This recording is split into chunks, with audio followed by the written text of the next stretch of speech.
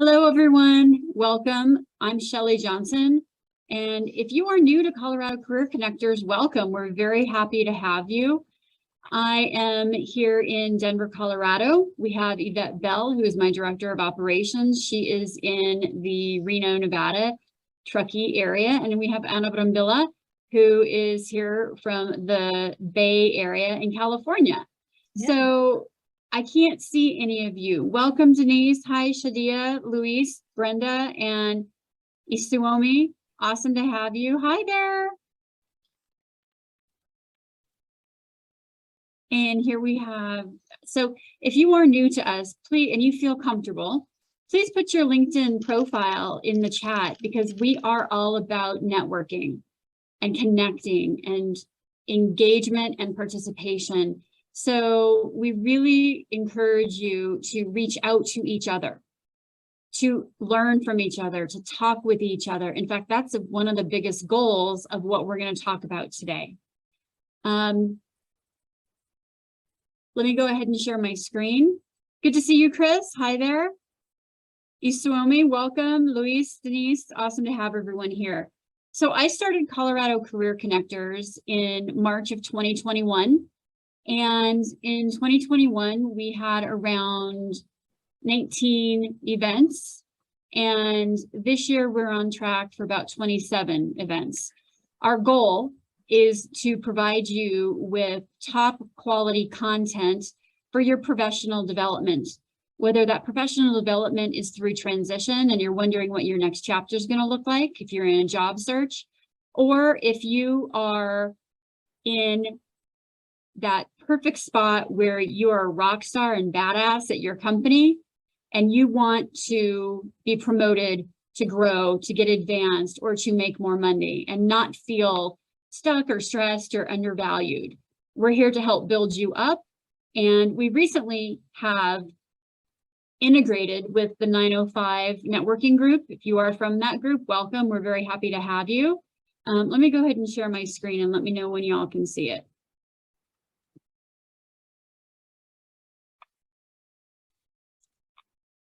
You can see that? Yep. Okay, awesome. So if we have not met, again, my name is Shelley. I know it's spelled weird. A lot of times I get Shell or Chili, or so if you have one of those names, let us know how best way to pronounce it. I left corporate in 2019. I used to be the head of Comcast talent acquisition. I was a senior leader at Lockheed Martin.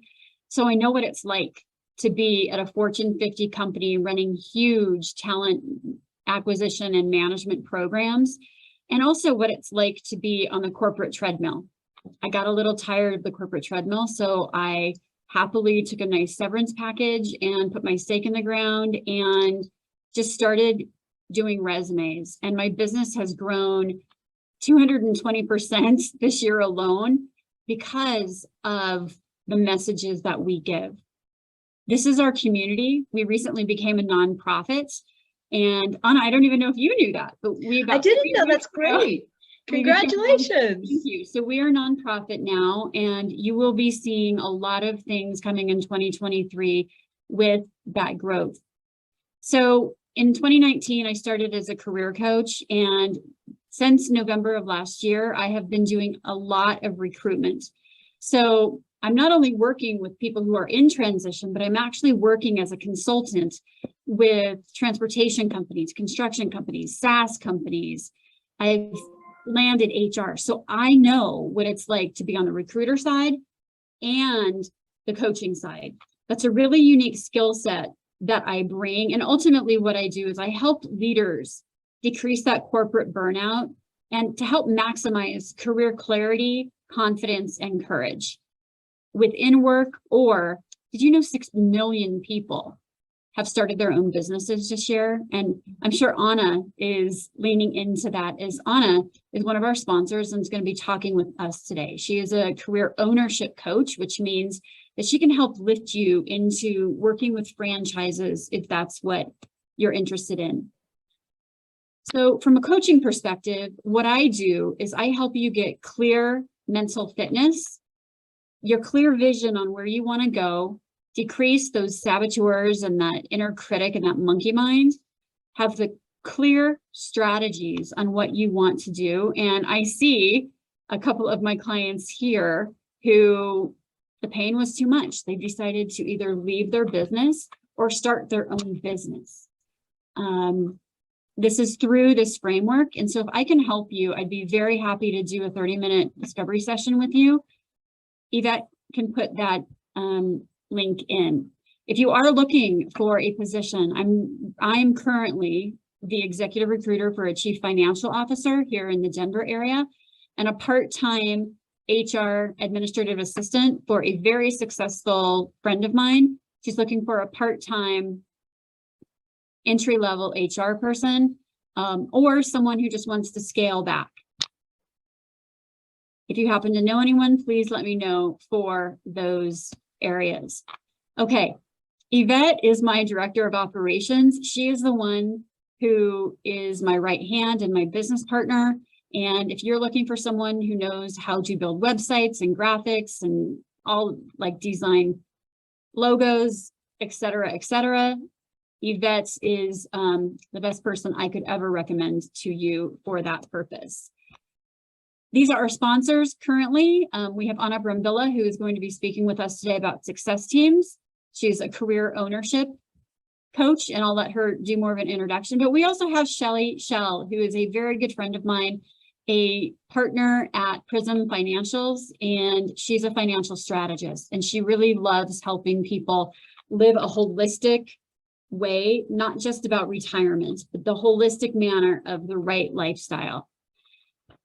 In September, it's a really exciting month for us. We are hosting 3 of the top speakers in the Latinx community.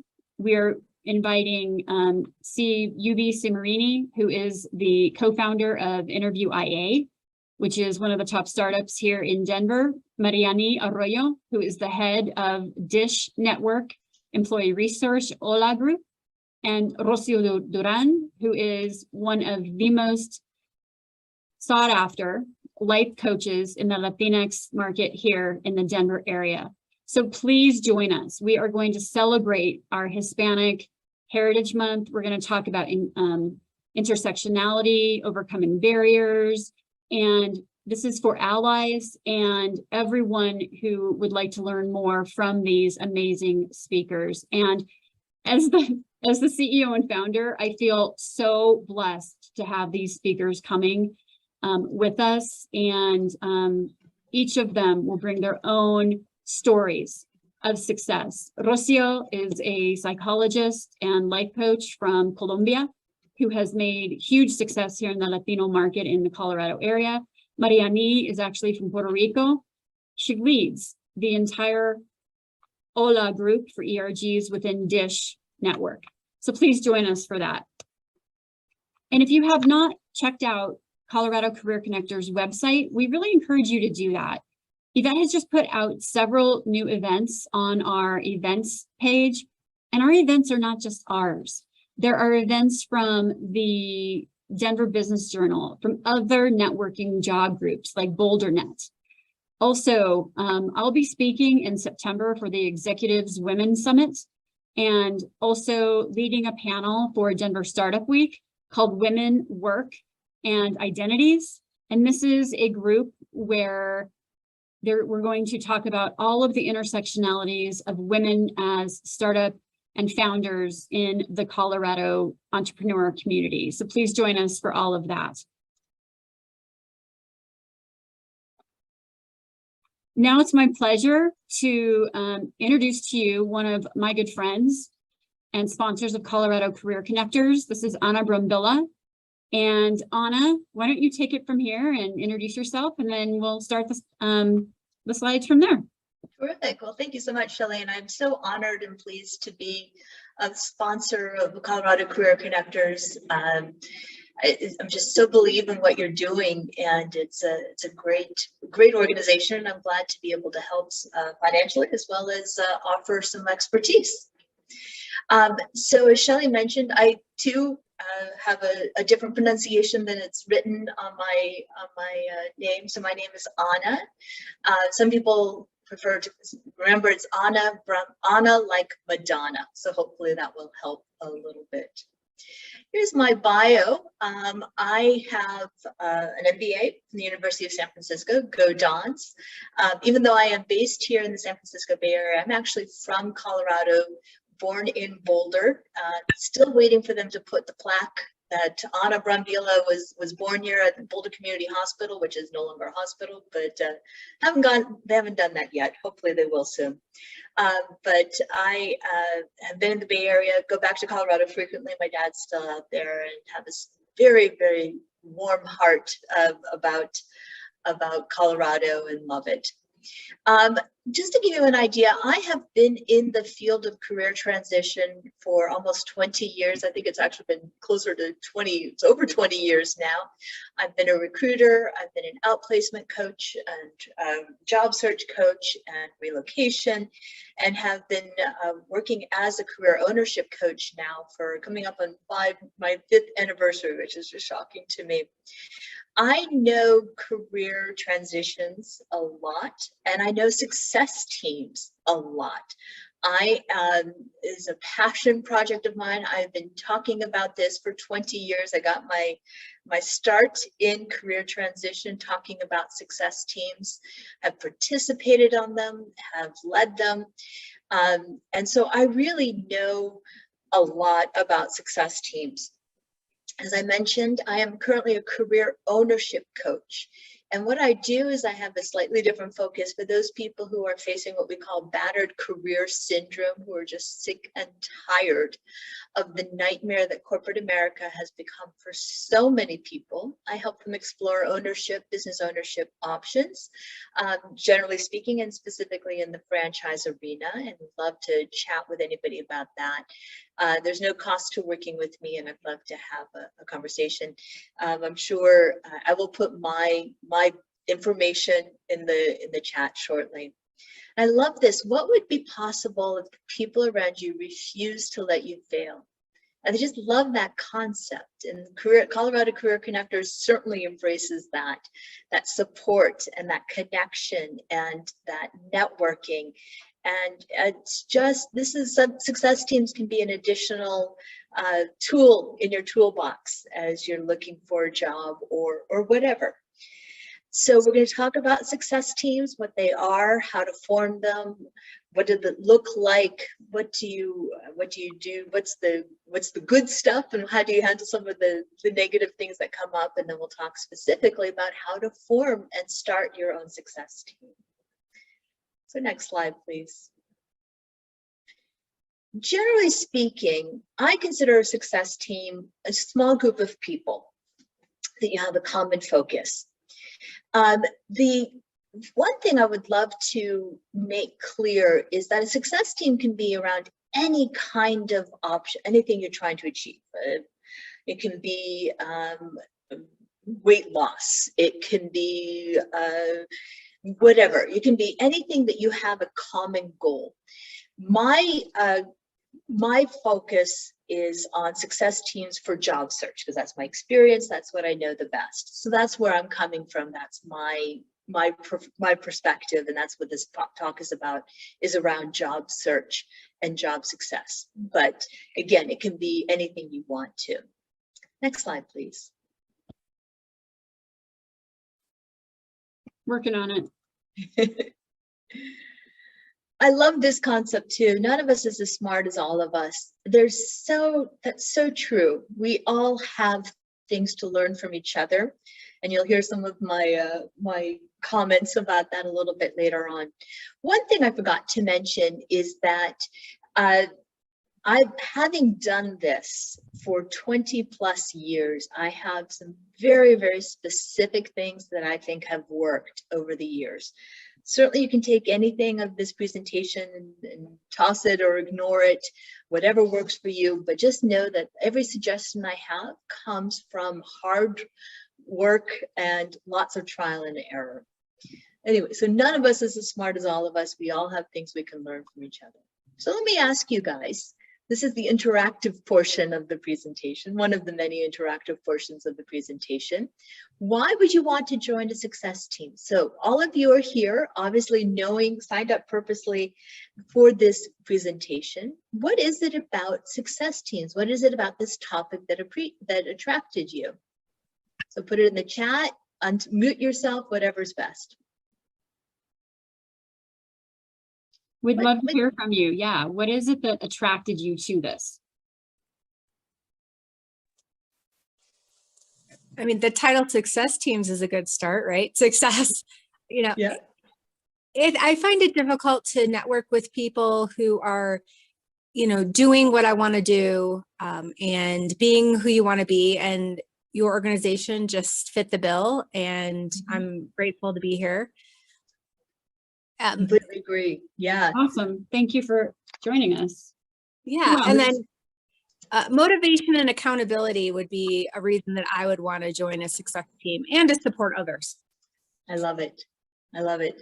We also see that Lewis wants to network with successful people. All for that. Completely agree. This is a great, not only this presentation, but Colorado Career Connectors is just a phenomenal organization for networking with successful people. Chris says teams are critical. I want to learn a new team on successful teams. Great. Terrific. Other thoughts? Anybody else? All right, if something comes up, please raise your hand, say something, put it in the chat. So here are some benefits of a success team. And again, keep in mind, success teams, as I'm defining them, are around helping you find your next job. So for success teams, and I've seen all of these things happen, accountability, relationships, the support, different perspectives. You can read this. I hate people who read the slide, so I'm not going to read the slide verbatim, but you can get the idea. There's so many benefits to having a success team. I have seen the power of success teams again and again and again. A couple of the things that I think are the biggest are certainly accountability and relationships and networking, as well as just a different perspective.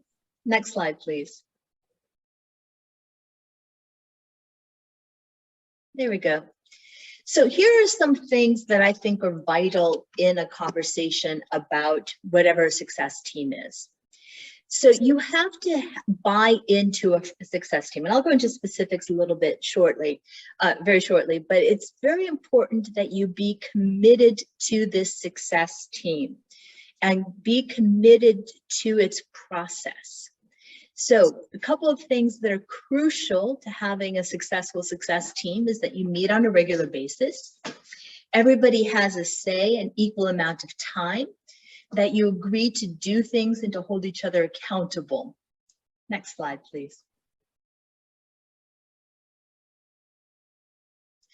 So here they are, leadership, commitment, all that. We'll go to the next slide, please, and I'll talk about what each of these mean. So first of all, the logistics. Actually, go back to the previous slide for a second, please, Shelley. I made a mistake.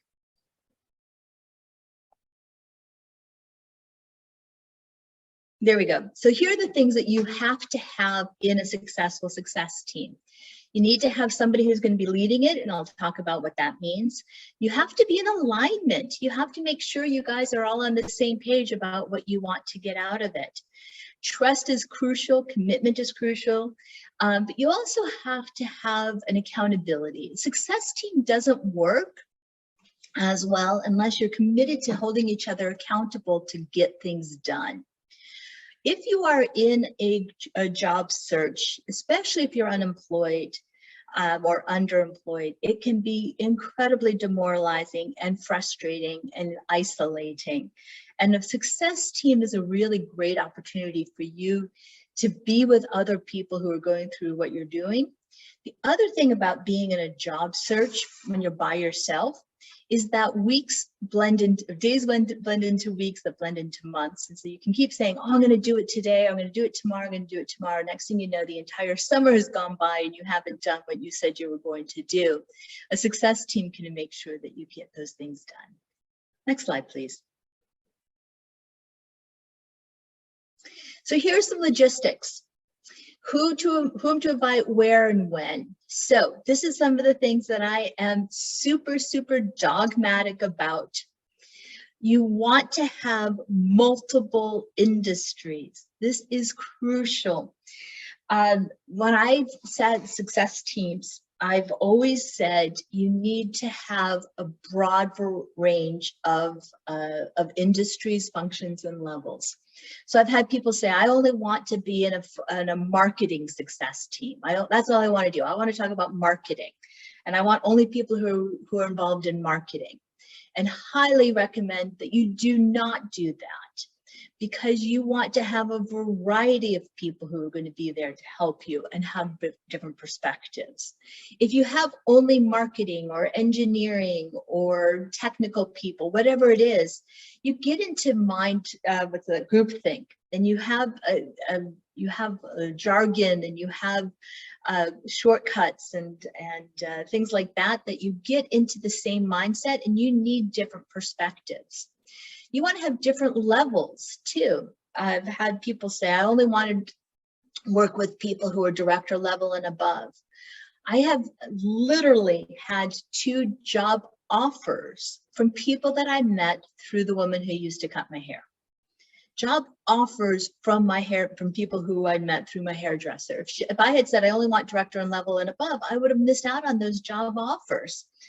And so it's very important that you keep that in mind, that you want to have job offers. Whoops, hold on a second. My phone is, Matt, I'll call you back.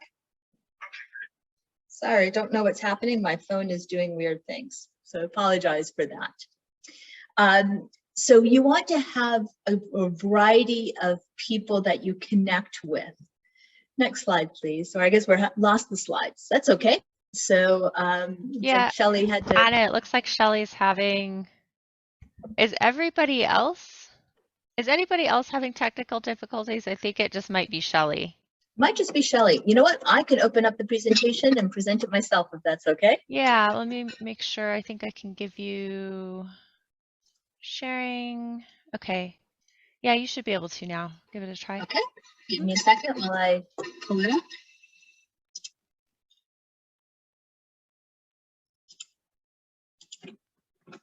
Okay, can people see that? Yes, no, maybe? Can people see my screen? Yes, but you got quiet for some reason. Ah, okay. And your speaker's different. Yeah, are we all having a fun tech day? Lovely. Okay, great. Oh, wait. Okay, keep talking. Okay. So here are some things that are very important. I don't know where I was, so I lost my train of thought, so I'll just pick up from here. So here are some things that are very important. Oh, I know what I was talking about. Okay. Anyway, you have to be supportive of each other. Let me scroll through. So whom to invite, have different levels of different people. Now, this is the find people you connect with. I have seen 2 different things. It used to be that when I was teaching this, I would say, go to people that you have a connection with for whatever reason, that you just like their energy. Find people.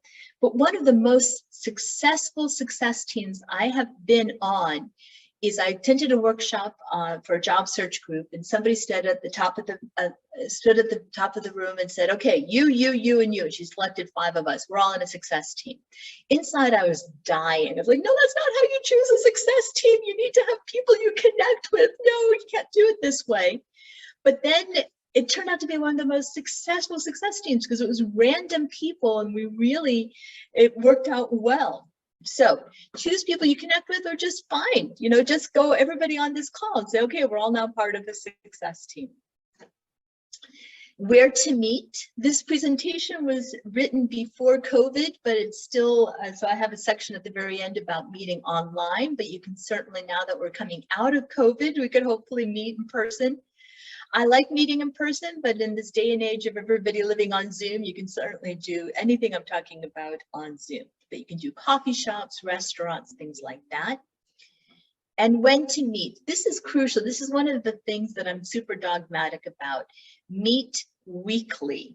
every single week, same bat time, same bat place, whatever it is, meet weekly. I recommend 2 hours. In fact, I dictate 2 hours. If I'm leading a presentation, or sorry, leading a success team, I tell them I'm a benevolent dictator, but I am a dictator about things.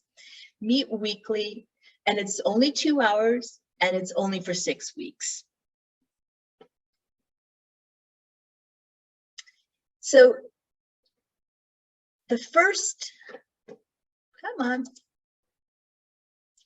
The first meeting is the most important one.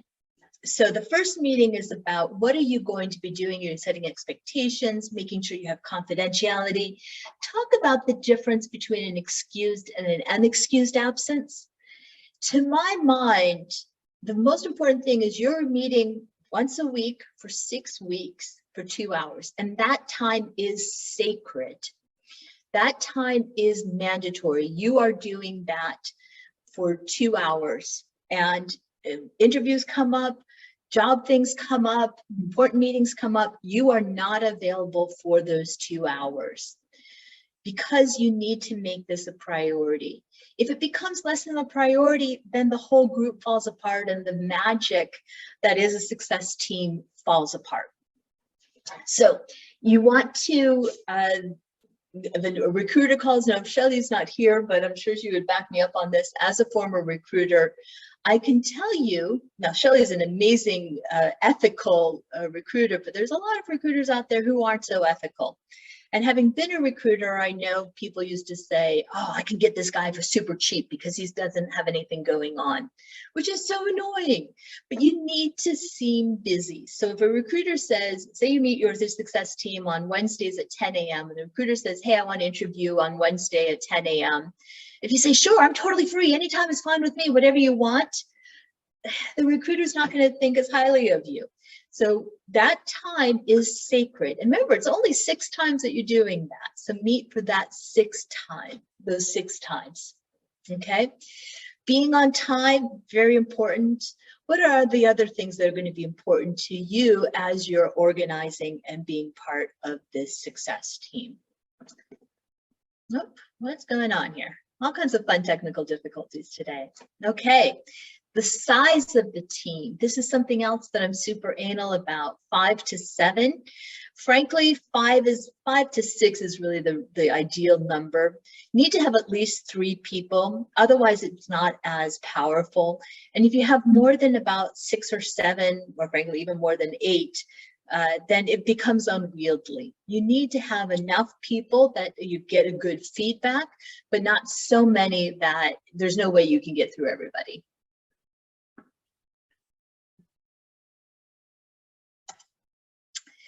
So again, meet every week. I'm super anal about that. The reason for that is that if you meet less frequently, you're going to lose momentum. If you meet more frequently, you don't have any time to get anything done that you need to get done in your job search or whatever you're working on. Here's the agenda. Yet another thing that I'm super anal about, but here's an agenda. So you have 15 total of 2 hours. So how do you fill those 2 hours? So the first 10 to 15 minutes is for your 30-second commercial or your introduction, whatever you want to call it. But this is crucial. You need this, and I'll talk about what that looks like in a minute. And then you need, every person needs to have between 10 and 15 minutes. That's their time. It's dedicated. And then you need some time for setting goals. And then if there's time left over, then you can discuss other business. So here's what the 30-second or less introduction looks like. Every person gets a turn. Everyone has a chance to give their feedback on, to give their 30-second introduction. If you are job hunting and don't have one, have one. It's very important. And if it's 30 seconds, it's probably too long, unless you're talking about, tell me about yourself. But you need to have that something that's clear and compelling. And I'm sure Shelley can tell you much more information about how to give that introduction. But you need to have something that's compelling. Sometimes you have a little bit longer one if you're in front of a hiring manager or a recruiter, tell me about yourself, and you want to have a longer version. but it is crucial to have something that people can understand. So I've been having done this for so many times and having spoken with so many people and led so many groups, especially here in Silicon Valley where I live, and I love living here, but you have a lot of technical people who want to impress you with all of their acronyms and all of their jargon and all of their things that nobody else understands. And so you want to have something that's broadly available and applicable and understandable by a huge variety of people. So you want to have something, and then as you're listening, as the other members are listening to that person's 30-second commercial or introduction, ask yourself, do I know what that person is doing? Could I know who to introduce him to, or who to introduce her to? Do you have a clear sense? Am I interested? Do I want to learn more? When did I stop listening? When did I say, yeah, whatever, I don't understand. I'm going to go start thinking about these other trillion other things that I need to do. And then this is something, a personal thing. I hate it when people, it's mostly women, but I've heard men do it too. They end their sentences like this. They end it on a high note, and it makes it sound like I'm asking a question. Drives me up a tree. Please, I call it land the plane. When you say something, put a period at the end, not a question mark. Because if I say, hi, my name is Anna, and I'm a career ownership coach, it makes it sound like I'm questioning myself. And I don't want to question myself. I want to come across as professional and secure and confident. So please make sure that you do that. But listen for that as you're listening for other people to give that. And then you're going to give that feedback to the person, and you're going to go around for everybody in the group. Next is the general structure. This is the individual time, 10 to 15 minutes, whatever it is. It is focused on whoever is speaking. That's the crucial thing. However, it doesn't have to be a monologue. It's a discussion, but this is not an opportunity. If Yvette is talking and she says something, it's like, oh, you know what, Yvette, I had that same problem and let's talk about me. No, this is Yvette's time to focus on whatever Yvette wants to talk about. And same thing with whoever it is. But again, you can ask questions, you can have a discussion. That person can focus on whatever they want to talk about. They can talk about the previous week's goals. They can talk about successes or challenges. Hey, I'm struggling with this, or I have some information about that. If something comes up that's applicable to the whole group, by all means, but table that for the end of the meeting. Next thing is goal setting, and I am super anal about goal setting. And the reason I'm super anal about goal setting is that I have seen what works. This is one of the things that I am super dogmatic about when I'm leading a success team. Three and only three that you're committing to.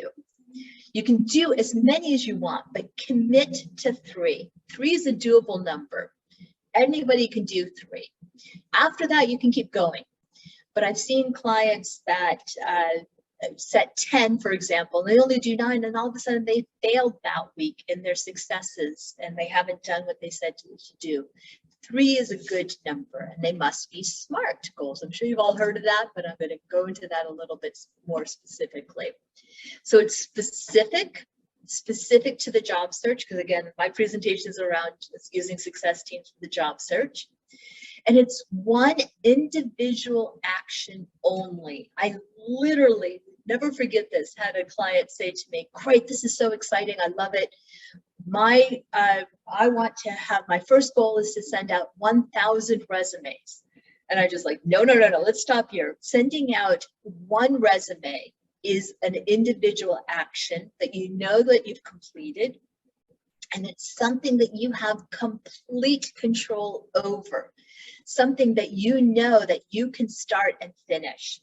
Going on an interview is not a good goal, because it can get canceled, it can get changed, and all of a sudden you can't achieve that one goal. And it's something that's timely, can be done in a week. The only exceptions that I will allow if I'm leading the success teams is something like updating your LinkedIn profile. You're never done updating your profile. You're never done updating your resume, for example. It just doesn't happen. That being said, you can certainly make that a goal as to make the next iteration. Questions so far? You can tell I'm working from home because my cat's decided to make an appearance with this. So I want to keep an eye on the time. The goals, how do you capture them? There's a bunch of different ways to do it.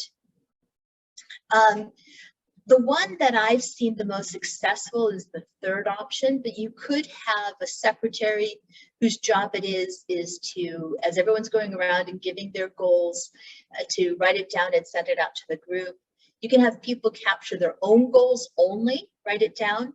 But the one that I've seen most successful is for everybody to capture everybody's goals.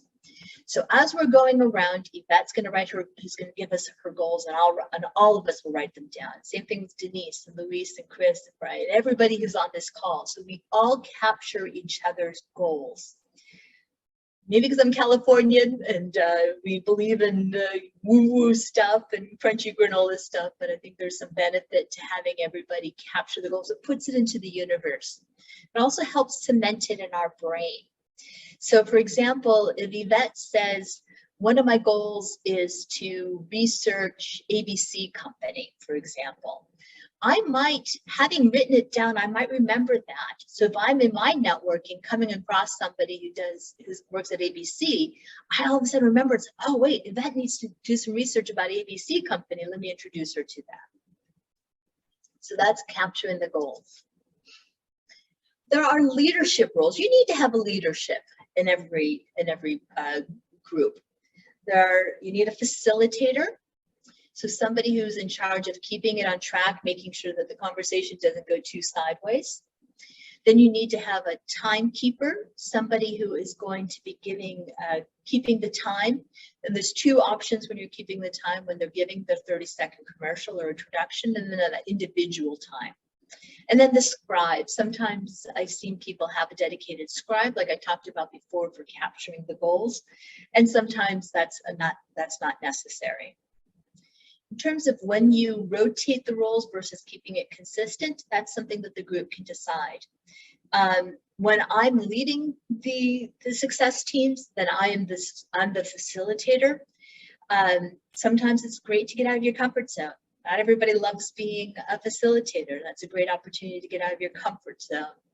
Otherwise, you can rotate it, or I'm sorry, keep it consistent. So somebody who's a really strong facilitator who wants to do that consistently, you can do that. It really depends on what works for your group. It's something that I encourage you to think about as you're getting up and running and setting the first success team. And finally, some options for where. Google Hangouts is great. Zoom is great. However, if you have more than, I forget the number, but you have to have a subscription to Zoom, and I think it's $15 a month now. Skype is another option. Google Hangouts, but as of when I was doing the research, you could only have 10 participants. Now, troubleshooting, some things that happen. There's always stuff that happens in a success team. I encourage you to discuss these topics at the beginning, at your very first meeting, because it's important. How are you going to add or remove members? Highly recommend that you start with whatever number you start with at the beginning of the 6-week commitment and keep it consistent. Do not add members later on. How are you going to handle with inconsistent attendance? Somebody who's disruptive or rude, exceeding the time allotment, things like that. Anything else that you need to think about? Whoops. So when you're adding, again, adding members, only do so at the end of your 6-week commitment, and then anybody can have veto power, but please don't add them in the middle of that 6 weeks. Any inconsistent attendance, what happens? How do you handle that if somebody just doesn't show up or is not adhering to the guidelines, going over their time allotment? It's not being supportive.